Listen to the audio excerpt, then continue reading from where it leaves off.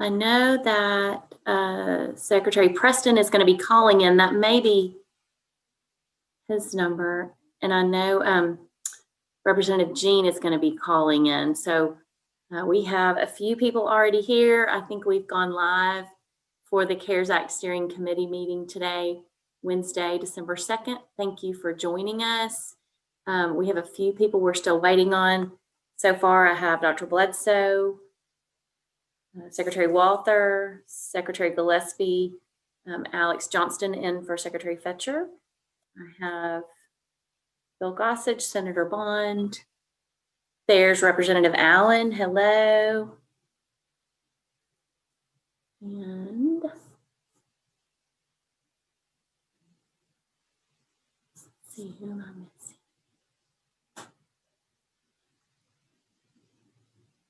Secretary Preston, is that you? 386-365-3291. I'm assuming that is.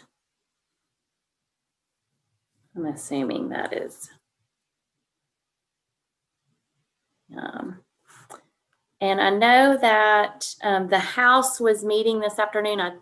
I'm assuming that meeting is concluded since we have Representative Allen. Yes, it's been over for a little while. Okay, good. Well, Representative Jean mentioned he would be calling in. So I just want to make sure. So we're still waiting on a few people. Has Secretary Johnny Key, have you called in?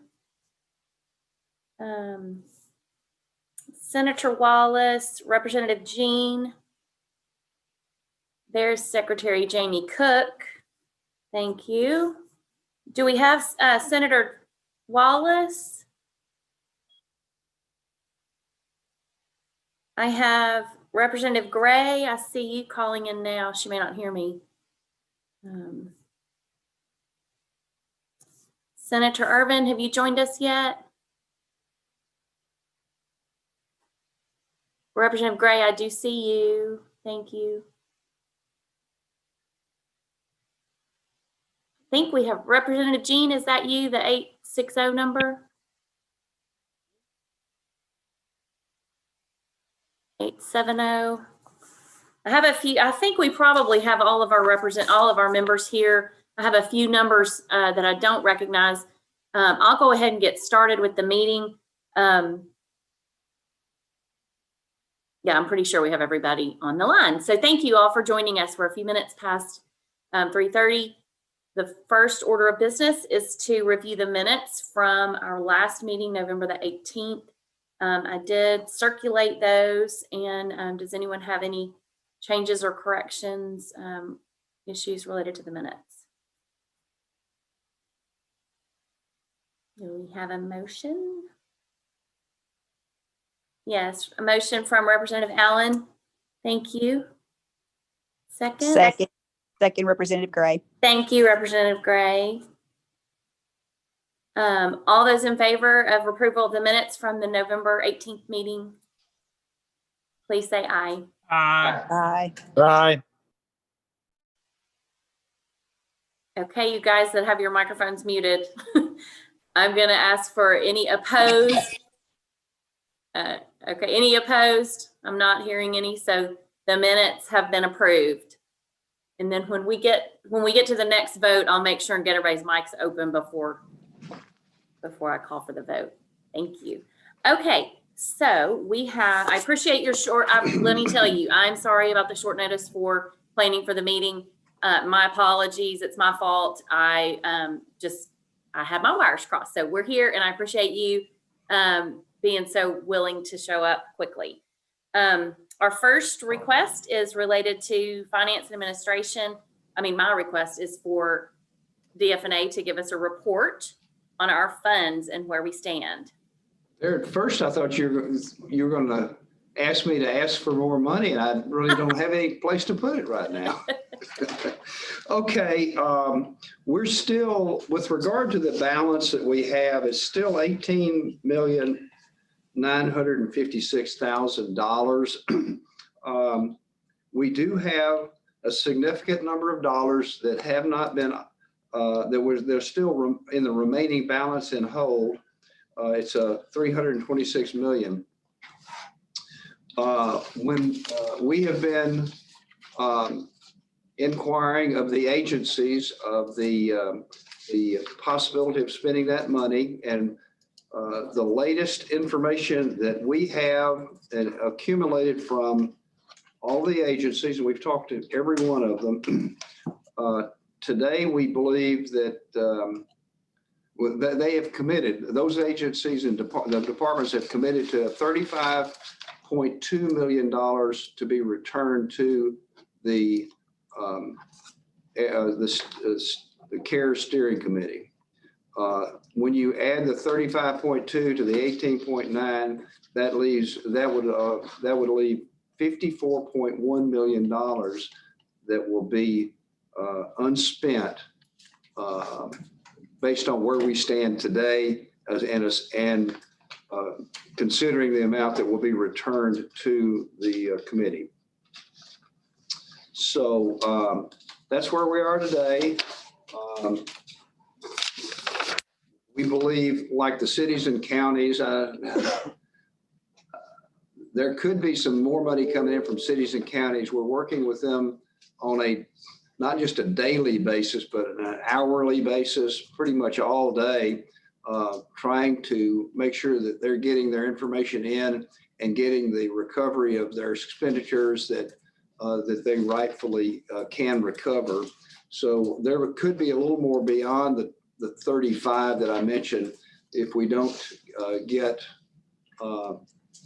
if they don't apply and get the recovery of those expenditures that we had, the $150 million. If you'll recall, a portion of that difference that's not spent by cities and counties will be used, I think up to $10 million to provide support to the convention centers and the visitors bureaus around the state. And so we've been working with the Department of Parks and Tourism with Stacey Hurst and her team to develop a process to provide that support. It's I think we're pretty much, Paul, we're ready to go whenever we get the dollars. Is that correct? So we're ready, but we have to wait and see how much money is available to provide that support, but it can be done in a very short order. So that's kind of where we stand right now. Does anyone have any questions? Okay, good. Thank you. I have one question on the, yeah, I'm sorry. Go ahead, Senator Bond.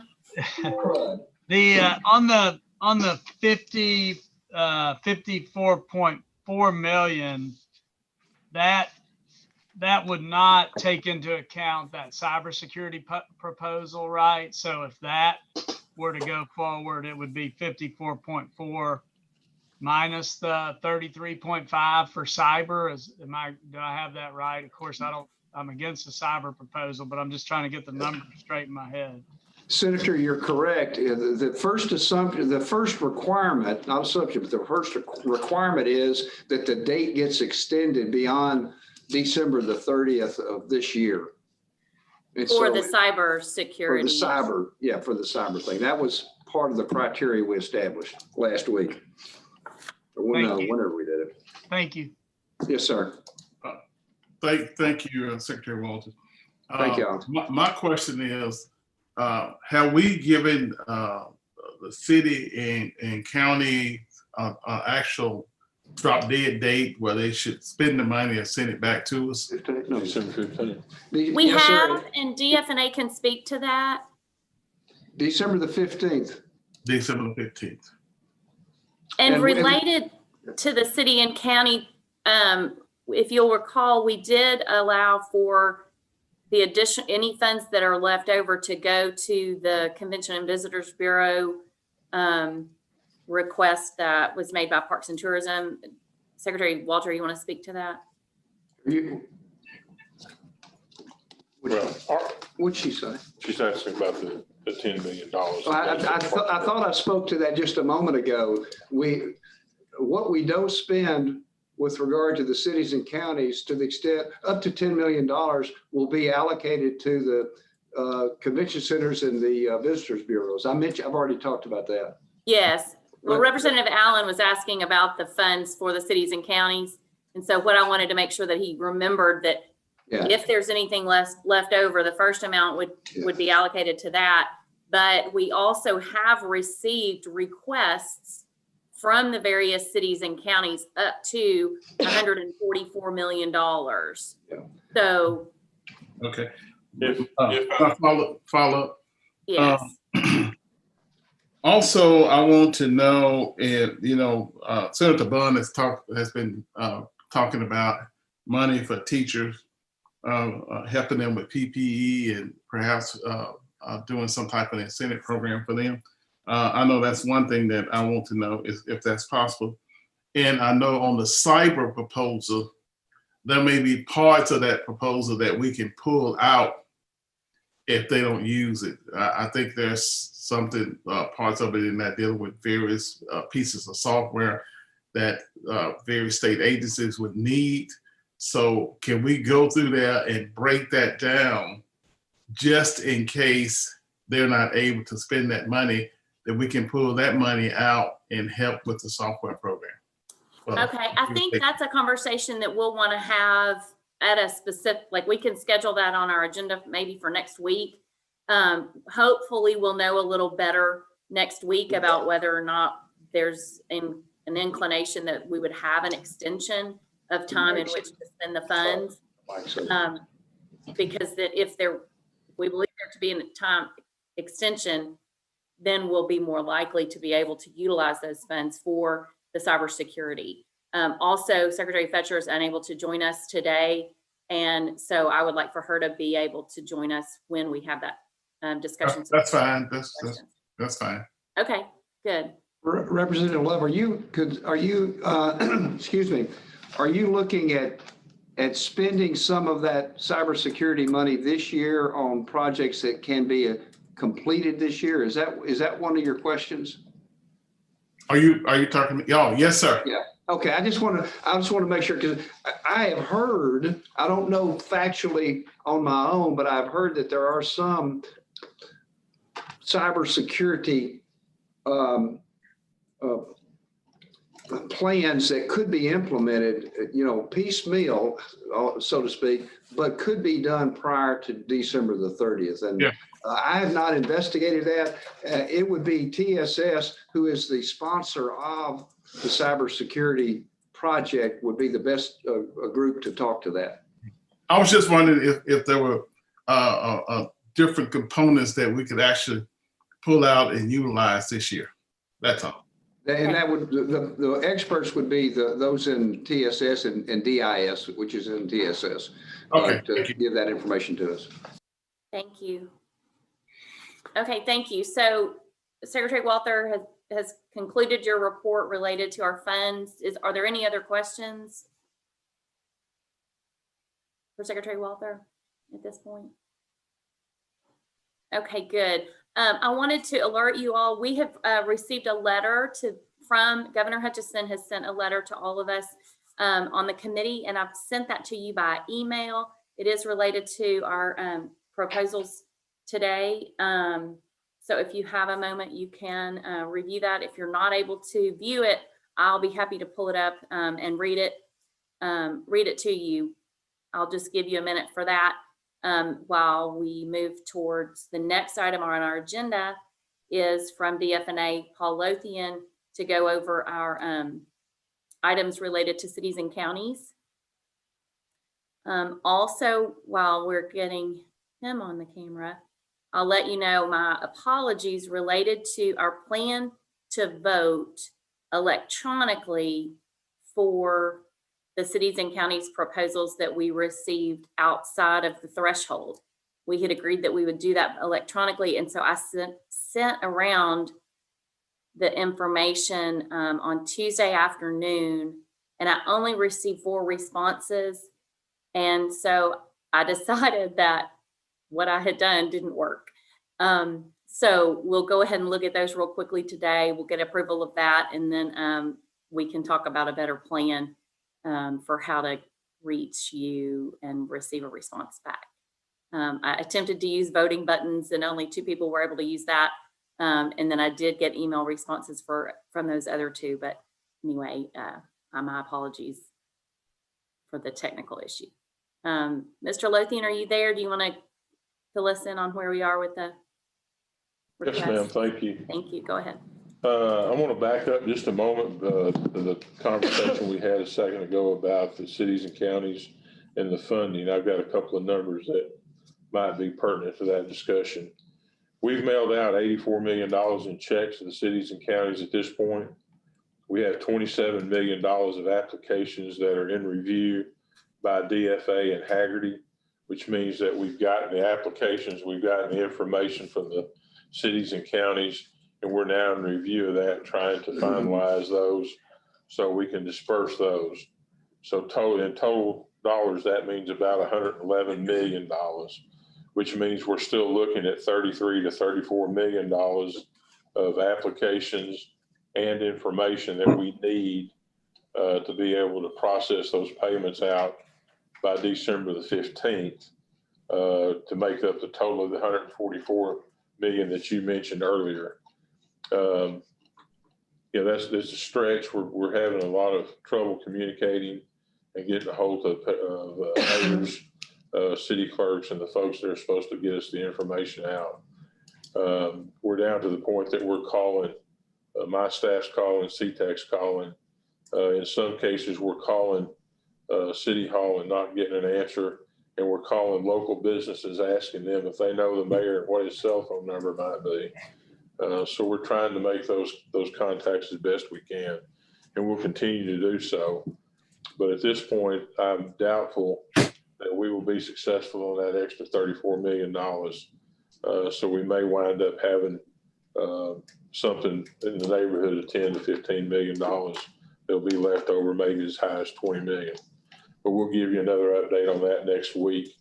If we get the list small enough, we'll try to send that out to Secretary Smith, and maybe she can forward that out to the committee and or the legislature as a whole to see if there's any way that we can get some more help contacting these people and having them contact us back and finalize the information that we need to process those payments. Thank you so much. I did send out the list of cities that you sent to us that y'all had not received information from. And I did send that to all the committee members so that at least these representatives and senators would be able to have that. And then I did send them to a few others that I had contact information for that I had spoken with about this issue. So I appreciate that, Paul. Well, I appreciate you. We want to do the best we can. We don't want somebody calling, the 20th of December and saying, hey, I've got my stuff ready now. What can I do? Because they'll be disappointed. That's not what we're trying to do. Moving ahead, you were sent a list of the expenditures for Bella Vista and Bradley County. These exceeded in total, they exceeded the dollar amounts that we have the authority to approve. In Bella Vista's case, they're asking for $173,000, which is broken down for telework at $112,000 and public health expenses of $60,000, again for a total of $173,000, and we recommend approval of those expenditures. In the case of Bradley County, they're asking for $67,000. That's all under the category of public health expenses. Thank you. Does anyone have any questions related to these expenses? Representative Gray, is that you? It is. Okay. Thank you. No, and I just had originally, my question was, I believe, about a hot water heater, which I know the amount's not that much, but a hot water heater and carpet cleaning.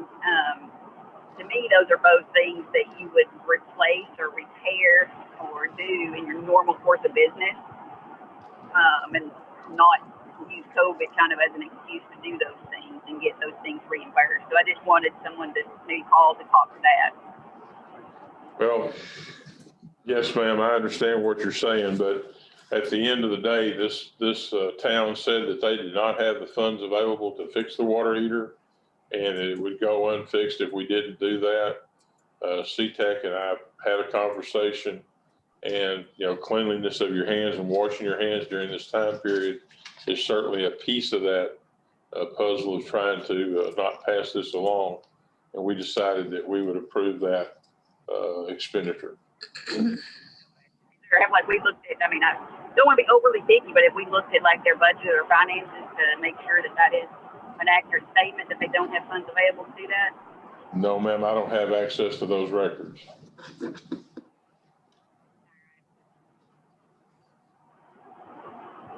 You know, it's just me.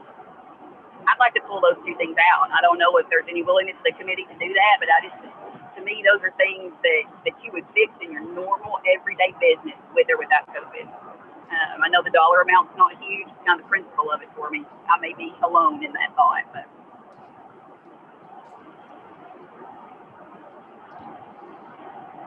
Okay, so there's a motion to remove those items from the items that were listed to be approved.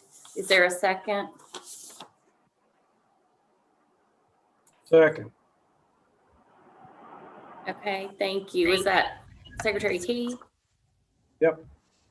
Okay, I'm trying to make sure that I have the actual amount. I've got this spreadsheet here. Make a difference, does it?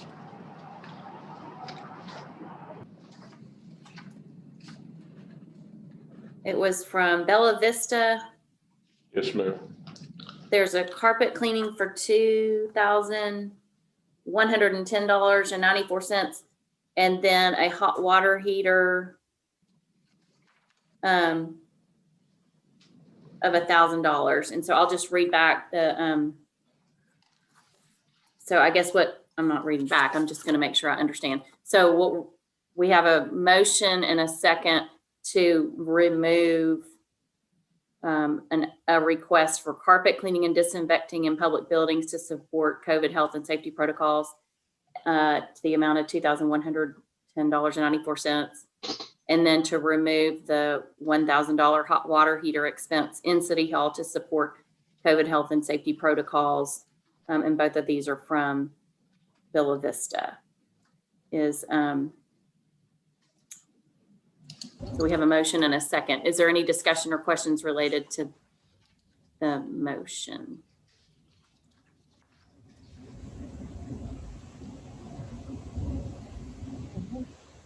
Senator Irvin, did you have a question? No. No, I was ready to vote. Okay, I see that you're there. Okay, now can everybody open up their lines so I can make sure we have, okay, I'm seeing the lines coming off.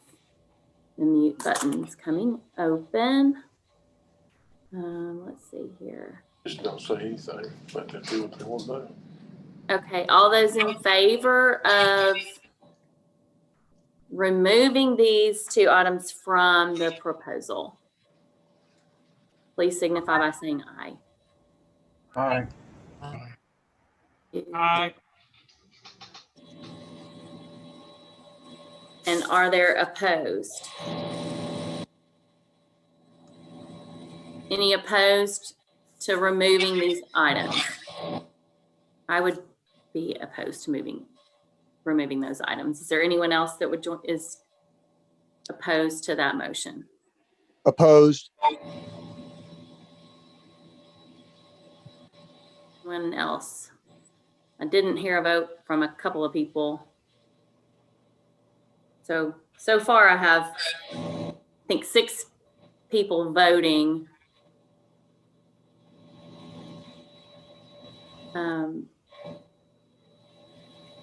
Secretary Walther? I'm just going to call roll. I've abstained from this one. Okay, I was wondering if we had some people that were abstaining from the vote. Okay. I don't really know what to do because I would like to. Go ahead, Senator Bond. Advice. Is there Is there, I agree with Representative Gray's concern. She asked a follow-up question there. Is there a way to give the city an opportunity to supplement? Maybe, I assume we're going to meet at least one more time before the 15th. Maybe that's a solution. But I don't Okay, want to get in the way of Representative Gray's motion. thank you. But that may be a way to handle that. Approve all but those two and give them an opportunity to supplement. I'd be okay with that. This is Representative Gray. I could withdraw the motion if needed. Okay. That Can I also, sounds Senator? reasonable. Yes, Senator Irvin, hi. Yeah, I agree. Of other stuff. I agree with Representative Gray and Senator Bond. I mean, I definitely agree with that. And I think we do have to be careful and we do have to set a standard, because here's one of the other reasons why I think we have to be real clear about the expenditures and what can be used and what can't be used. Because I contacted most of the cities that were on the list that you sent to me, and a lot of those cities said, we are not going to apply for this money because we don't really have any of the expenses that meet that criteria. And so, my little town of Gilbert, Arkansas, they were eligible for about a little over $1,000. And they said, Senator Irvin, we need to be honest about this. We don't really have any related expenses that we can apply for. So we're choosing not to do that. And so I have a lot of respect for the cities that may have looked at this and said, we don't meet that criteria. So, and, in lieu of that, I support Representative Gray's motion, because there's a lot of cities that they, after the fact might say, well, they got to replace their water heater, or what about ours? We could have replaced ours too. We didn't know that. So I think we have to communicate really clearly out there. And like I said, there's a lot of people on that list that left money on the table. And some of them, like I said, felt like they were trying to be honest about what they considered to be an expense or not. So I just wanted to add that out there, because, we are trying to help these places and we're trying to deal with these folks. And there are various reasons as to why they didn't apply for it or not. But out of respect for Gilbert, Arkansas, I definitely think we need to be mindful of this. That's helpful. Thank you. So I appreciate Representative Gray's request to, I guess your request is to withdraw, but what we would do is pull these two items out. So we'll pull them out. We can request to approve all the rest of the items, and then we'll ask DFNA to get more information, and then we'll bring those two items back if they're able to provide the additional information. I think, let me put it this way, if it's okay. I would be okay withdrawing my motion, but to Senator Irvin's point, almost none of my cities requested money because they were thinking PPE, extra staff, security, police. Yep. So if we're going to possibly approve these items in the future, I'm going to have to call all of my towns back and say, hey, look for infrastructure that we can somehow leave. And I almost feel like we're playing a game. So I guess what I'm saying to Irvin's point is I'll withdraw it, but I want a line drawn in the sand as to what can my city consider COVID related? Water heaters COVID related, maybe changing lights to UV lights is COVID related, maybe changing their air filters to something is COVID related. You understand what I'm saying? Yes, thank you. Mr. Lothian, did you want to respond to that? So, I'm sorry, you'd have to repeat it for me. Well, Senator Irvin explained that she was in contact with her cities, and one of the reasons they did not make requests for funds is because they didn't have expenses related specifically to PPE or some other items such as that. And Okay. Representative Gray also mentioned that that's possibility with her cities and towns as well. And if they knew that they could apply for a water heater because they hadn't had one, or carpets cleaning because they hadn't had their carpets cleaned in a while, for years, as stated on the application, that possibly they would come back and make a request for that, or even air filters or something else. So maybe this Well, yeah, I'll just be honest with you. I don't know how to respond to that. okay. You know, we have given them information about what they could spend the money on. We've given them examples of that. We've tried to talk to them, make phone calls and discuss things with them. You know, I think both of these items were probably unique to, well, they probably weren't unique, but certainly the person that was sitting there thinking of this at Bella Vista tried to be all inclusive of anything that they thought would have helped prevent the COVID-19, whether it was regular maintenance or whether it was something that was unique to this situation. I think at the end of the day, I don't think anybody could argue the fact that it's necessary to have a hot water heater, and it's also a good practice to clean your carpets and try to keep your level of cleanliness as high as you can to combat where we're at. I think the question comes down to, do you include that or you don't include that, and then how the committee wants to look at those expenditures, and that's certainly up to the committee, and that's why we brought it to y'all.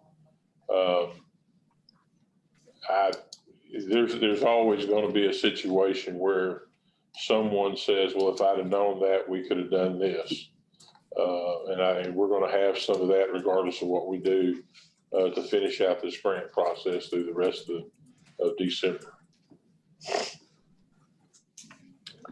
Okay. So having said that, I've done a little math. If we pull out the carpet cleaning and we pull out the hot water heater, then the request for Bella Vista will go to $169,799.37 as a reimbursement. Okay. Thank you. So is that the will of, I guess, can we ask you to do that for right now? Go ahead and pull that. And then we'll come back after we've received either additional information, on that. Madam Chairman, I agree with that also. Okay, thank you. So thank you, Representative Gray. We will remove those two items and see if we can get additional information. And prior to funding any of those, we'll bring it back to the committee. Cameron Smith. Yes, hi, Representative Jean. Go ahead. I want to clarify, are we pulling these two out to review next week or just killing them? I think we're going to try to review them next week. Okay, all right. That's I just want okay. clarification. All right. Hopefully that's okay with y'all, and y'all can vote them down next week if we don't get good information that is helpful enough. Thank you. Okay, so we have remaining the request from Bradley County for approximately 67,000, and then the Bella Vista request is now down to 169,000. Is there a motion to approve those? Motion. Thank you, Representative Jean. Second, thank you, Representative Gray.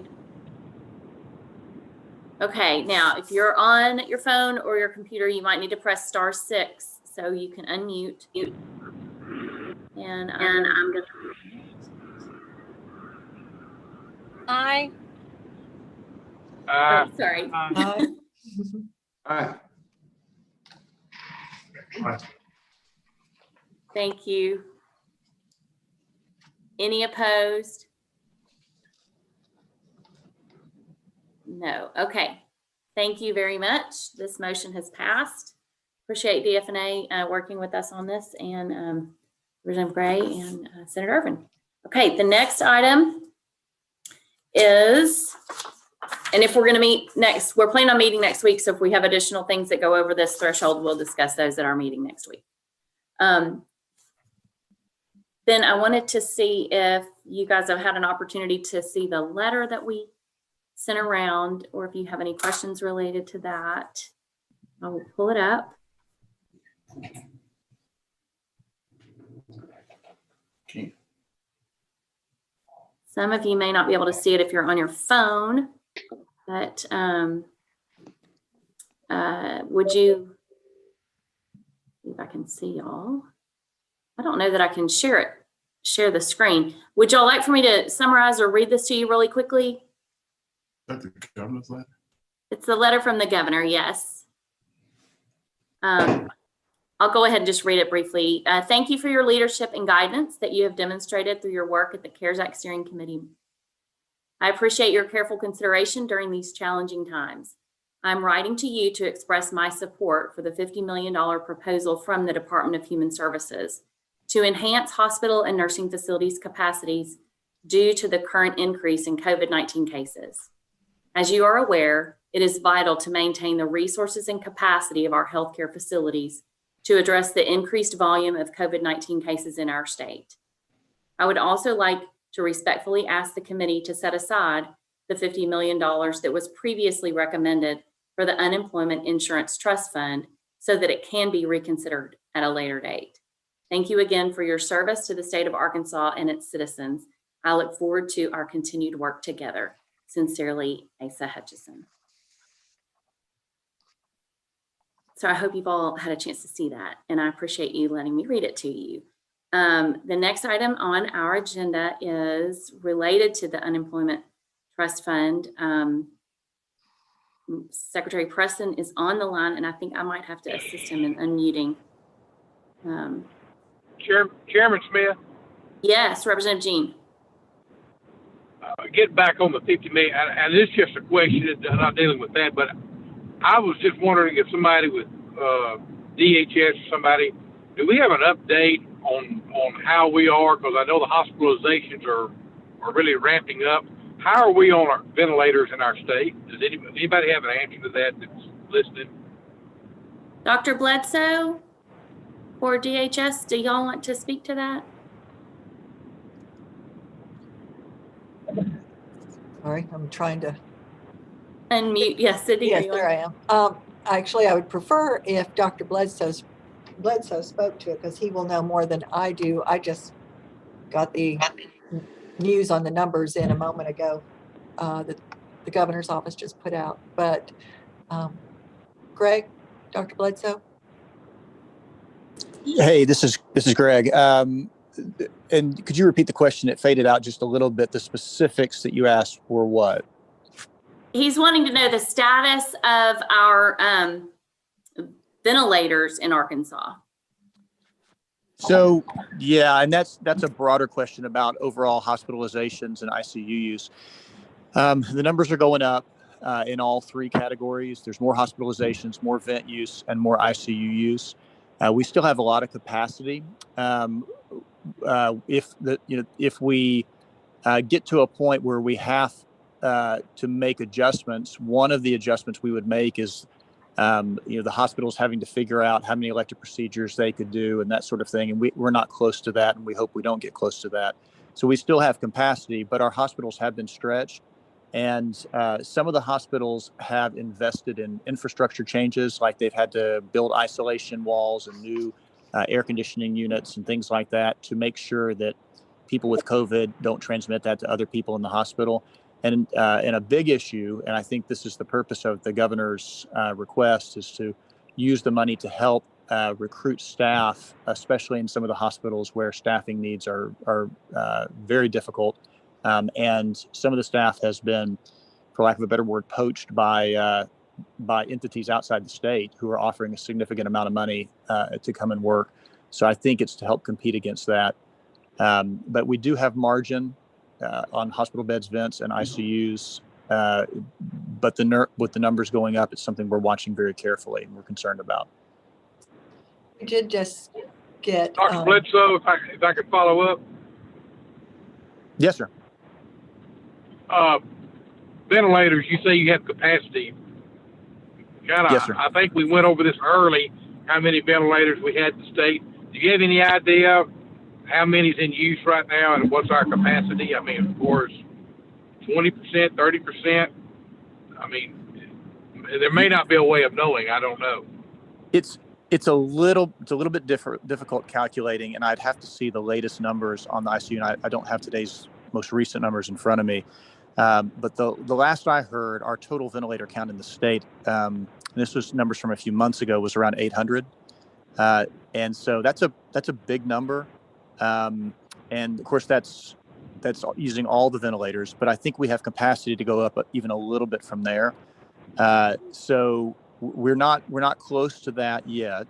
But again, one of the big things that happened at the beginning of all this was the recommendation from the federal government was for hospitals to stop doing elective procedures to make capacity for COVID patients. But if you make capacity that way, then what you do is you basically cut off the ability of the hospital to earn revenue. And so it really is it's a difficult thing for those hospitals. And so we don't want to go back to that if at all possible. But that's something that people have been discussing if these numbers go crazy. But obviously, if you're doing elective procedures, you're going to be using ventilators for patients that are non-COVID. And so that's part of the discussion, to answer your question. I hope that helps. Okay. My question also is, if we need to buy more ventilators between now and the end of the year, are they available? And I'm assuming we still have the funds to do some of that. I don't know. I probably wouldn't be the best person to ask about the funds. I know that ventilators for a time were difficult to get a hold of because there were a lot of other states that were competing for those ventilators. I think that problem, they're probably still tight, but my understanding is it's much improved over what it was in March and April. Okay. All right. Thank you. Thank you. Thank you, Representative Jean. Does anybody have any questions or comments related to that discussion?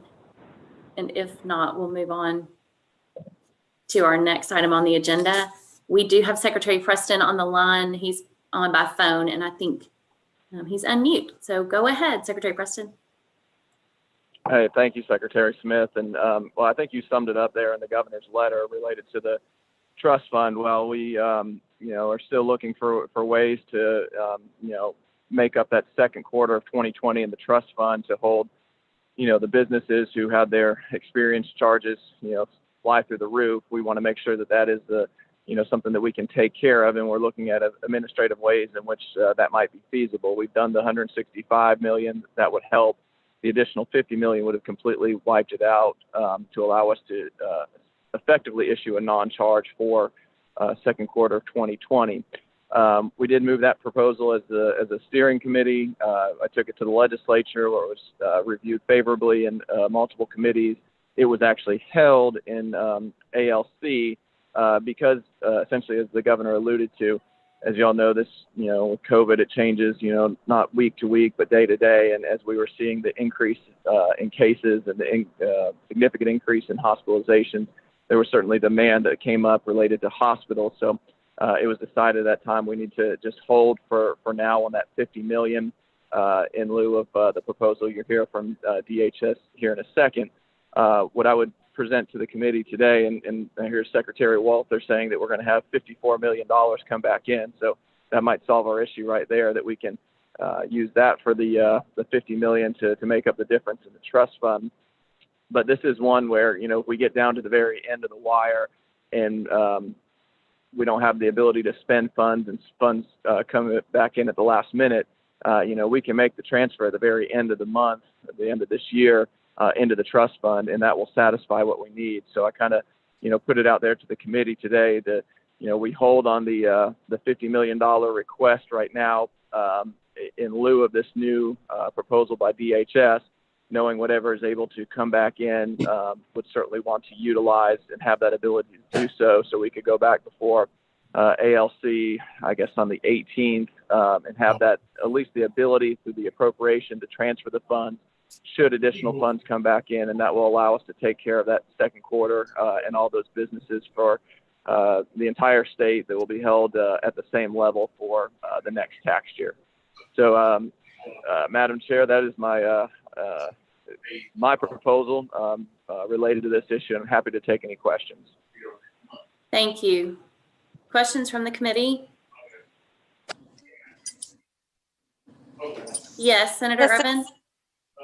Thank you. This is Senator Irvin. And I just want to say that, this is something that I also support, holding the proposal and I'm very supportive of the 15 million going into the unemployment insurance. And I think it's really going to be critical for small businesses because of that second quarter hit and the adjustments that we really have to make. And so I really want to make sure that we as a legislature, if we can't use CARES money for that, that we have an alternative plan administratively and through session to either adjust that or do something, to make that adjustment. So, again, I'll be working with Secretary Preston on that. I do think priority wise, healthcare workers and our front lines and our staff and exactly, are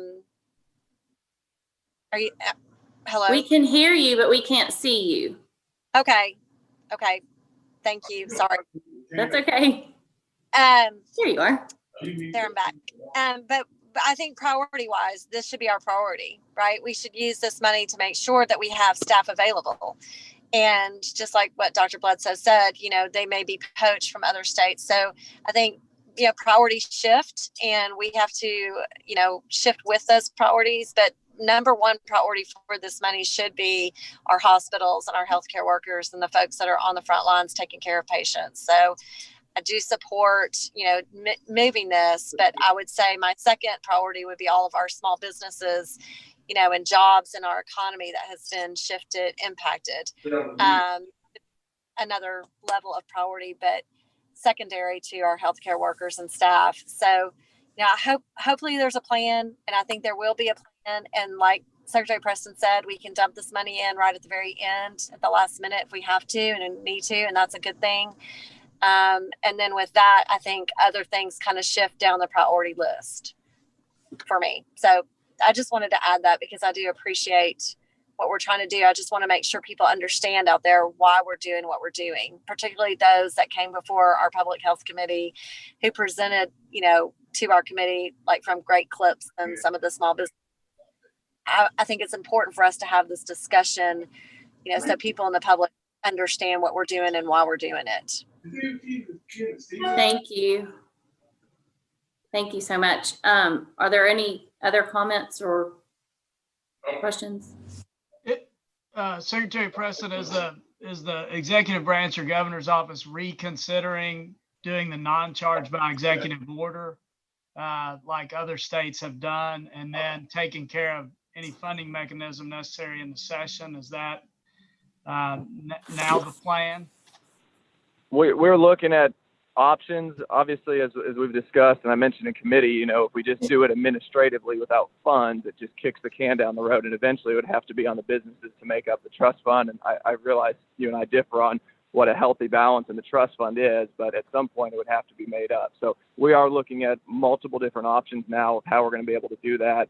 Again, hopefully that, at the end of the day, there's going to be additional funds that come back in that are unable to be spent that we can use at the end of the year to make up the difference. But in lieu of that, it would need to be an administrative fix to get us in the legislative session, and then some type of fix in the legislative session. Thank you. Any other questions? Hey, I'm on a phone call. Can I call you back? And I did want to just check, make sure that the committee is, I just want to make sure what process to utilize at this point. We did have a request for these funds to be utilized for this purpose. We had originally approved that. We now have a request to withdraw that from from Secretary Preston from the Department of Commerce. So I don't know that we necessarily need to have another vote about that because we will have a vote next as to what to do with the funds. But if anybody thinks we need to vote on pulling these funds back, let me know. This is Senator Irvin. Yes. I would just say, since we decided it's already gone through the approval process at ALC and it's being held at the ALC level. So I think we just sit because if we withdraw the funds, then we may have to go right back through this whole process again. And I don't want y'all to have to do that. Thank you. So I think we just sit tight. I agree with that, Senator Urban. I appreciate that. I appreciate that. I Go agree. ahead. Senator Bond, I yes, agree you're with Senator Urban. waving your hand. Well, and I understand what you're saying. My understanding of the process with the 50 million was that it's been approved by peer, but not approved by the full ALC for the 50 million to UI Trust. All that I would say is, I think as we let this play out and we come back and have CARES Act meetings, I still think that we should look again at the teacher and staff proposal, which could cost anywhere, if we did 500 for each teacher and staff, that would be about 33.5 million, the same as the cybersecurity proposal. Or if you did 1,000 per teacher and 500 per staff, it would be about the exact number that Larry Walter says is coming back, that will be there, upon return of the money from the agency. So I think the committee owes the teachers and staff out there who are on the front lines in a different capacity than healthcare workers. I understand that the healthcare workers are right on the front lines and are taking the brunt of this, but I think we should take up that proposal and vote on it before the CARES Act committee finishes its work this year. Thank you, Senator Bond. Okay, thank you, Secretary Preston. Okay, we'll move on to the next item on our agenda. This is Secretary Gillespie, you're here. I Thank you, am. there you are. Go ahead. Thank you very much. I appreciate the opportunity to come before the committee with a request for to be able to use $50 million in CARES Fund to support the hospitals and nursing homes in the state in the month of December as they try to deal with the surge in COVID cases in the state. I think I said a couple of minutes ago, I just got in the news alert from today, and we've got a 4th day in a row of highs in hospitalization. Yesterday we were at a high of 1,074. Today we're a high of 1,088. The hospitalizations are going up day by day. So recognizing what is happening and talking with the Winter Task Force made up of representatives of the hospitals and the Healthcare Association, we wanted to bring the committee a proposal to be able to allocate $30 million towards the hospital's needs this month and $20 million towards the nursing home needs this month. Both groups honestly could spend that and more in this month. We are closing out a previous, we've completed already the work on the previous hospital funds, and those were spent. We are closing out the nursing home one shortly, and we have more requests in for funds than we have funds. The way we've designed this, recognizing we've worked with DFNA and with Paul over there in particular, the way we've designed this one, recognizing that these funds have to get out the door very quickly, and these funds have to be expended by December 30th. So we can't go through our normal process that we go through here. So what we've designed instead is, if this is approved, we've done a formula that we're in the final stages of tweaking, working with the Hospital Association and the Healthcare Association, that is based on the expenditures towards both groups with CARES money over the last few months. And those that formula then would give each hospital and each nursing home a particular allocation. We met with them yesterday to make sure this schedule was realistic, and everyone has agreed that they could do this. Essentially what would happen is we would notify everyone tomorrow of their potential allocation. They would have to notify us by December 7th as to whether or not they need that full allocation, and they could expend that fund towards eligible purposes by December 30th. At which point we would get the money to them by December 11th. And we've worked through the logistics of being able to do that. there was no one who thought they would have any trouble giving us that information by December 7th. And honestly, there was no one who thought that every penny would not be expended. We've also, at DFNA's request, included in here clarity around making sure, as you'll see in the paragraph at the end, clarity around making sure that they do maintain records for audit next year. And that if for some reason during an audit it is found that funds were expended on an ineligible purpose, they would have to pay those back. And if there were any federal penalties associated, they would have to pay those as well. So I think we all are seeing the issues that are arising, and I would really, I guess, respectfully request that the committee consider approving this and commit that we will work rapidly here at DHS to get this money into the hands of the people who need it this month. Thank you so much, Secretary Gillespie. I appreciate your fast and hard work. Committee, questions? No questions? I'll make a motion to approve. This is Senator Irvin. Thank you, Senator Irvin. Is there a second? Second. Thank you, Senator Bond. Okay, open your microphones. A lot of you are still on mute. Okay, there we go. Good. Thank you. Okay, all those in favor, please say aye. Aye. Thank you. Any opposed? Any opposed? Okay, none opposed. Thank you so much. I appreciate that. Good work. Now, Secretary Gillespie, good luck. Thank you all so much. Appreciate it. Appreciate it. And then I would like to, I should have asked for y'all's permission at the beginning of this meeting, if we could add something to the agenda. It's an item that we have talked about before. We've heard a proposal from the Department of Labor on this request for an electronic licensing system. Initially, they did not think they could get this system in by the end of December, but after much discussion and requests back and forth with INA, they have been able to get confirmation that this system will be able to be installed and ready to go. So their initial request, I found this all out today. Their initial request was $450,000. I have Ken Anderson from the Department of Labor and Licensing on the phone. If y'all are willing, I would like to give him an opportunity to explain the changes.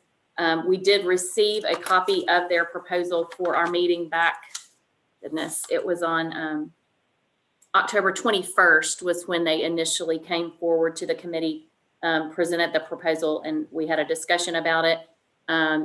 We brought it, I guess, to the following meeting in order to have a vote. And at that point, it was withdrawn because of concerns of whether it was going to be able to be installed and implemented in a timely fashion. So if I may, I'd like to ask for Mr. Anderson to speak to his request.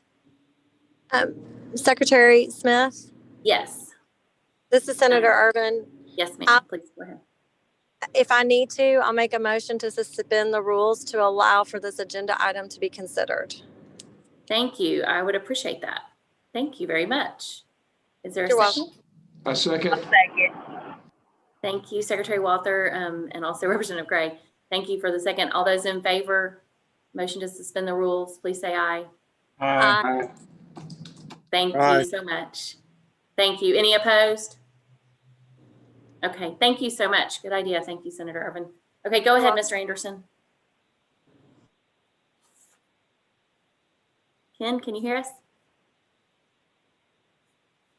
Oh, I know he's there.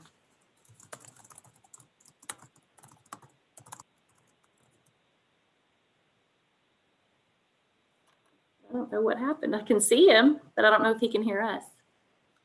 Let's see.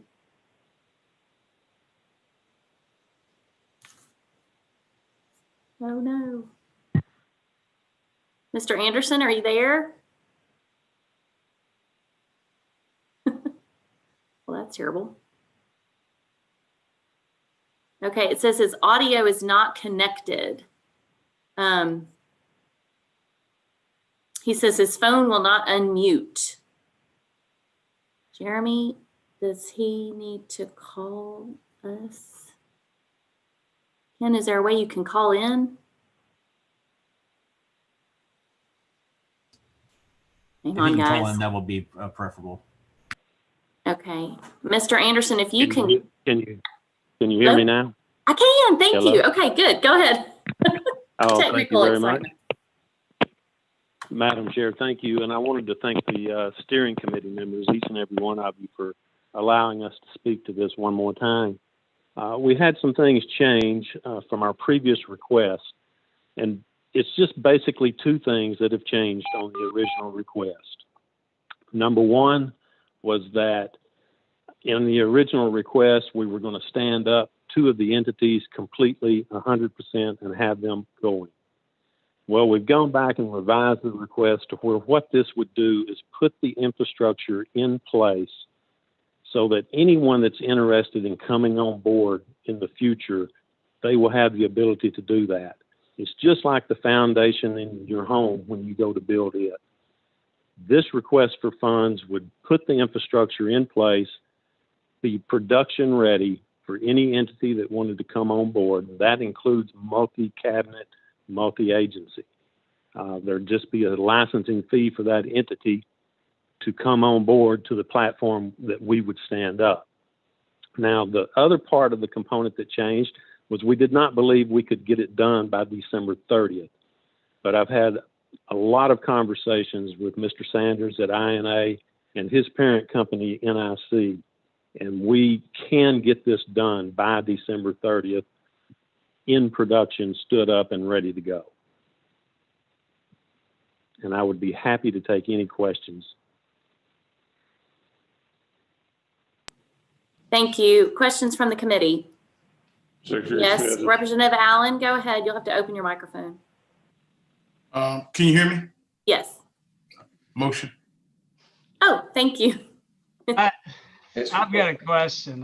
Sorry. Okay. Well, one, I haven't seen the change proposal. So is it attached somewhere, or we just kind of Oh, I think, flying by the seat of our pants here?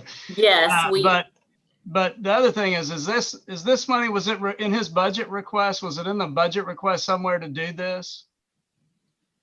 And if not, why not? No, this came about after budget request, Senator Bonds. This all came about on a grassroots meeting, to be honest with you, among the IT staff with the various entities within the cabinet for labor and licensing. And one of the young ladies there had suggested that this CARES Act money was available, and we all are suffering through the same thing license-wise. And would we just go ahead and try to make a request to see if we could do something to kind of bring all this together under one brand and make it online 24/7 instead of what we're putting a lot of our constituents through right now. So no, sir, it was not in the original budget request that went through. Has anybody sought approval to amend the budget request? It just seems to me that this should be done, but this is another one of those things that maybe COVID highlighted it should be done, but you would agree with me that it should be done COVID or no COVID, right? Licensing, you should be able to license online. Absolutely, yes, sir. And we're in this position where we're short of money. I just think it's something the legislature should do, like I've said about several of these proposals. So that would be my take on it. I think it should be done. I think the legislature should do it, or at least look at it in your normal budget process. Yes, sir. Thank you. Secretary Smith, may I ask a question? yes, please go ahead. So Ken, make sure I understand what we're saying. The way we've made this fit the time frame is that we're going to put the infrastructure in place, have the software in place, but we will not have any of the agencies operational and using the software by December 31st. Is that correct? Yes, sir. That is correct. We would be laying the foundation, having it 100% production ready, but no licensing entities would be onboarded by December. So effectively, following that train of thought, effectively, we will not have done anything that would mitigate the COVID pandemic during that time period that ends December the 30th. This would be something that would help us going forward. Yes, sir, that is correct. Okay. Thank you. You're not going to follow up?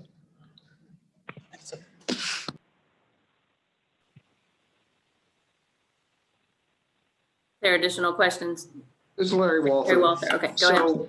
So is it possible to have an agency or two to go live on it this year so that you could have it operational? Otherwise, I will have a problem with it.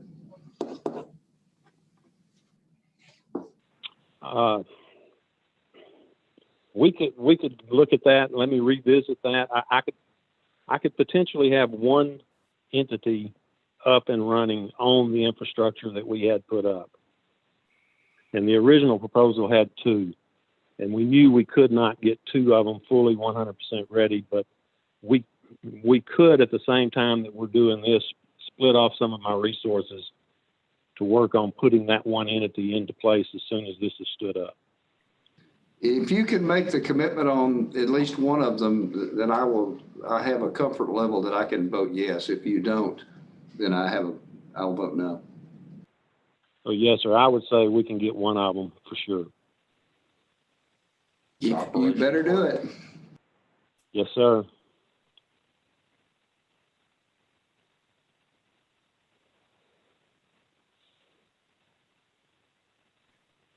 Can I ask a question?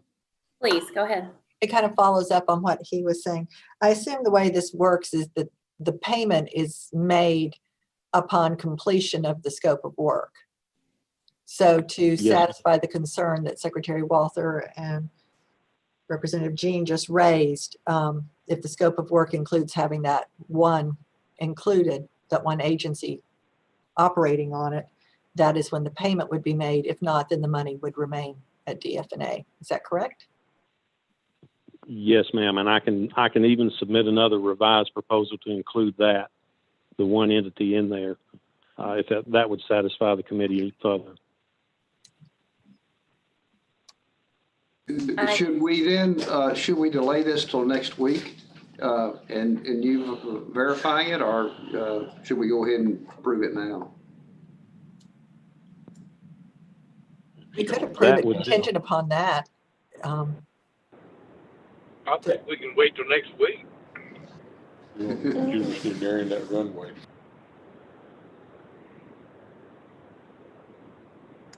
I guess my only question would be, do they need this week to get working? Because we are on a short time frame. I agree. Let's approve it contingent on them getting that agency set up. Let's move. Okay. I have sent the proposal to everyone via email, if you can access that. Yeah, they moved the week, but they'll never make it.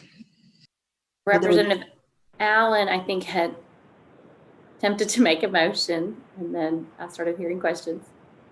So, Representative Allen, are you? Motion. To approve? Thank you. Is there a second? I'll second. Secretary Walther? That was your second. Okay, thank you. Any additional questions or discussion? And this is a motion, and second is contingent on the change for the one agency to actually be operational. Any discussion or? I've got a question about how do we know that?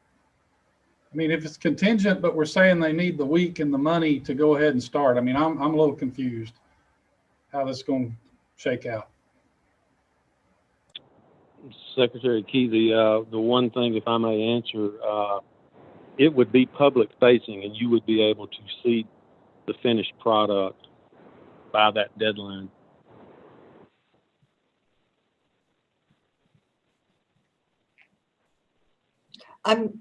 If I could, I may be wrong, but the reason I was asking my question was, I think, sort of along the same lines that you're raising, Secretary Key.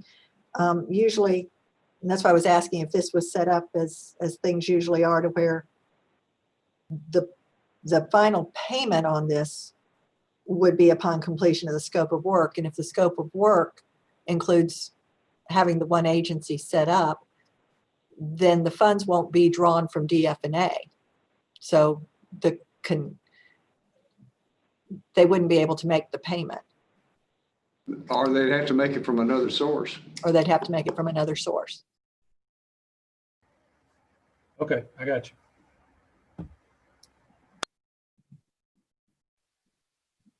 Any other questions or discussion? Okay, seeing none, let's have microphones open, please. And I will watch for that. And then- Take care. But yeah, these are. Okay, so I'll call for the vote. All those in favor, please say aye. Aye. Any opposed? No. Thank you, Senator Vaughn. Any other opposed? Okay, thank you. So this motion has passed. Thank you very Thank you, much. We Thank you. have plans for meeting tomorrow. I mean, not tomorrow, next week. No, It feels not like tomorrow. We'll meet next week at 3:30 via Zoom, and I appreciate everyone's time. And is there anything else that we need to discuss prior to adjourn? No? Okay. Y'all be careful out there. Senator Vaughn, Senator Irvin, get your mask back on. Okay, thank you. Y'all have a good night. I'm worried about you.